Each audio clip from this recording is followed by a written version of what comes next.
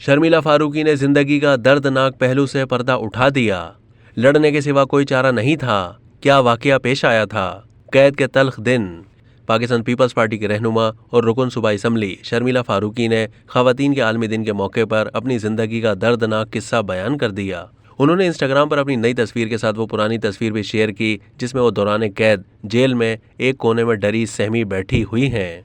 शर्मिला फारूक ने पुरानी तस्वीर का हवाला देते हुए लिखा है कि मैं 16 साल की थी जब मुझे गिरफ्तार करके लॉकअप में डाल दिया गया।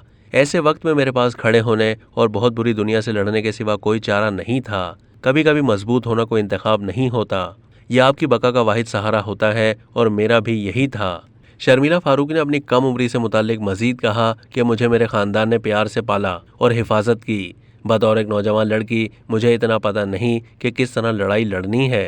शर्मिला फारूक ने इसके बाद अपनी नई तस्वीर के हवाले से लिखा कि ये हूँ मैं मजबूत, आज़ाद और बेखौफ। उसके बाद आखिर में उन्होंने अपनी ज़िंदगी में मुश्किलात का सामना करने वाली खवातीन को खवातीन के आलमी दिन की मुबारकबाद दी।